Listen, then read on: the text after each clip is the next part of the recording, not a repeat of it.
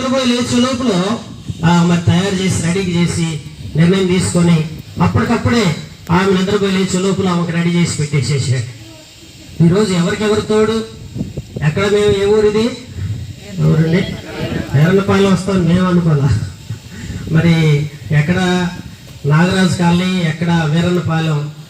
దేవుడు తన చిత్తం, ఆయన కార్యాలు ఎంతో గొప్పవని కనుక మరి ఒక్కొక్కసారి మనకు అనిపిస్తూ ఉంటుంది చాలా చాలా దూర ప్రాంతాల్లో ఉన్న వాళ్ళని కూడా దేవుడు ఏం చేస్తుంటాడంటే జత చేసి కలుపుతూ ఉంటాడండి. పరిశుద్ధ గ్రంథంలో ఒక మాట మీకు జ్ఞాపకం చేస్తాను పిల్లలు. లేఖనాల్లో చూడండి, ఎఫ్సీకి రాసిన పత్రికలో 1వ అధ్యాయం 5వ వచనం. ఎఫ్సీకి రాసిన పత్రిక 1వ అధ్యాయం 5వ వచనం. 4-6 వచనాలు కలుస్తున్నాయి. తన ప్రియుని యందు తాను ఉచితముగా మనకు అనుగ్రహించిన తన కృపా మహిమకు కీర్తి కలిగినట్లు తన చిత్త ప్రకారమైన దయా సంకల్పం చొప్పున యేసు క్రీస్తు ద్వారా తన కుమారులను స్వీకరించుటకై మనల్ని ముందుగా తన కోసం నిర్ణయించుకొని మనము తన ఎదుట పరిశుద్ధులుగాను నిర్దోషులుగా ఉండవాలని జగత్తు పునాది వేయబడకుంటే ప్రేమ చేత ఆయన క్రీస్తులో మనల్ని ఏర్పరచుకున్నాం. చూడండి, జగత్తు పునాది వేయబడక మనపే మనం ఏదన్న ప్రేమ చేత దేవుడు మనల్ని పవిత్రులుగాను నిర్దోషులుగాను ఉండట కొరకాయ జగత్తు పునాది వేయబడకమే తన కోసము మనం ఆయన కుమారులుగా ఆయన కుమార్తెలుగా స్వీకరించాలనే ఉద్దేశంతో ఆయన కోసం మనల్ని ఏం చేశాడు? ఏర్పరచుకున్నాడు. పిల్ల నిజంగా ఇప్పుడు బిడ్డలు ఇరువురు కూడా నిజంగా వ్యక్తులుగా జీవించడానికి తీర్మానించుకున్నారు. అపవిత్రత లేకుండా, చెడుతనం ఏది లేకుండా. ఈనాడు దినాల్లో వివాహం అన్ని చోట్ల జరుగుతూ ఉంటాయి. చాలా మంది అంటూ ఉంటారు, కొన్నిసార్లు పెళ్లిళ్ళు అయిపోయిన తర్వాత ఏదైనా సమస్యలు కానీ ఏదైనా కష్టం కానీ వస్తే ఎవరు నిర్ణయించారు ఇది, ఎవరు చూశారు ఇది అంటూ ఉంటారు కదండి. అదే మరి మళ్ళీ నిర్ణయించిన తర్వాత నేను కొన్ని దినాల క్రితము పరిశుద్ధ వివాహంలోనే ఒక ఇద్దరు జత చేయడానికి హైదరాబాద్ లో ఒక బాబు ఉంటే, ఒక బ్రదర్ ఉంటే, ఇక్కడ మంగళగిరిలో ఒక సహోదరికి వివాహం చూశారు.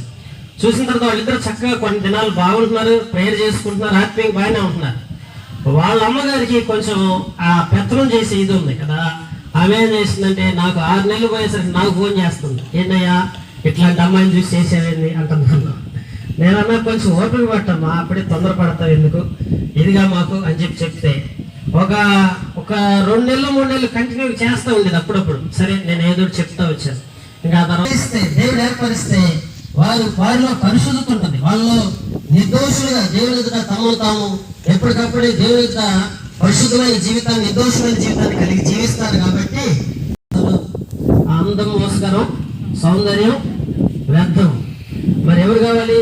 గుణవతి అయిన భార్య దొరుకుట అరుగు అట్టిది ముత్యము కంటే శ్రేష్టమైనది. కనుక మంచి గుణం కావాలి. వారిద్దరు ఇప్పుడు ఈ లోకంలో మంచి గుణం గల వారిగా మనం జత చేయబడితే అది దేవుని నిర్ణయం.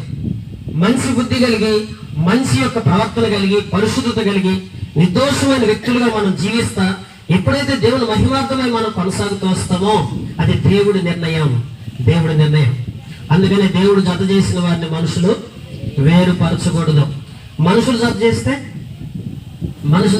ఏం చేయొచ్చని అంటే, మనుషులు జత చేస్తే ఖచ్చితంగా వేరైపోతారు. కానీ దేవుడు జత చేస్తే మనుషులు వేరుపరచలేరు. అంతటి ఆశీర్వాదం ఉంటుంది ప్రియులారా. కనుక మరి యొక్క సమయంలో ఒక విషయాన్ని మీకు జ్ఞాపకం చేసి ముందుకు కొనసాగుదాం ప్రియులు. లేఖనాల్లోకి వస్తే ఇర్మియా గ్రంథం 1వ అధ్యాయం 5వ వచనంలో, ఇర్మియా గ్రంథము 1వ అధ్యాయం 5వ వచనంలో చూస్తే ఇర్మియాని దేవుడు తల్లి గర్భంలో ఉన్నప్పుడే ఏర్పరచుకున్నాడు. కనుక మన పుట్టుక కూడా కేవలం ఆయన దయ చొప్పున, ఆయన చిత్తం చొప్పున మనల్ని ఈ లోకానికి పంపిస్తున్నాడు అంటూ ఏమాత్రం సందేహం లేదు. అందుకే చూడండి, ఇర్మియా గ్రంథం 1వ అధ్యాయం 5వ వచనంలోకి వచ్చినట్లయితే, యెహోవాకు నాకు ప్రత్యక్షమై ఎలాగూ రూపింపక మునిపే నేను ఎరిగి తిని, నీవు గర్భము నుండి బయలుపడక మునిపే నేను నిన్ను ప్రతిష్ఠించి తిని, జనములకు ప్రవక్తగా. చూడండి, గర్భములోంచి బయలుపడక మునిపే దేవుడు మనల్ని ఎరిగినటువంటి దేవుడు అండి. కనుక మనల్ని జత చేయటం కూడా దేవుని నిర్ణయమే. కనుక మన పుట్టుక కూడా, మనం పుట్టక ముందే మనం ఏమై ఉండాలి, మనం ఎవరికి జత చేయబడాలి, మన భవిష్యత్తు ఏంటి, మనం ఒక ప్రవక్తగా ఉండాలా లేకపోతే మనం ఎట్లుండాలి అనేది దేవుని నిర్ణయం అయి ఉన్నది. కనుక దేవుడు తన నిర్ణయం మేరకే ఆయనలోకి మనం నడిపిస్తున్నాడు. అయితే ప్రాముఖ్యమైన విషయం ఏంటంటే జన్మతః మనందరం పాపులం, క్రియాపూర్వకంగా మనందరం పాపులం. అయితే పాపులమైన మనల్ని ఆయన కుమారులుగాను ఆయన కుమార్తెలుగాను జీవించుటకు మనల్ని స్వీకరించాడని ఇందాక మనం ఎఫెసీయులకు రాసిన పత్రికలో చూస్తూ వచ్చాం. కనుక ఆయన పిల్లలుగా మనం చేయబడతా వచ్చాం. అందుకే కీర్తనలో 128వ అధ్యాయంలో దేవుని పిల్లలు ఒకవేళ అట్లా 28వ కీర్తనలో మొదటి వచనం నుంచి రాశాడు. దేవుని వాక్యంలో ఒకసారి చదువుకున్నామా?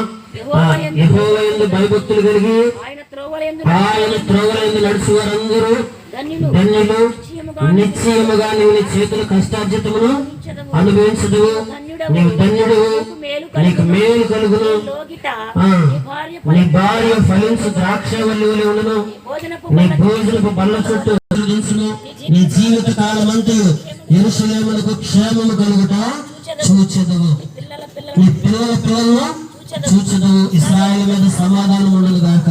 కనుక ఇక్కడ ఈ 128వ కీర్తన ఏంటంటే ఒక కుటుంబం అండి. అంటే దేవుని యెడల భయభక్తులు కలిగినటువంటి వారి జీవితం ఇక్కడ వివరించడం జరుగుతూ వచ్చింది.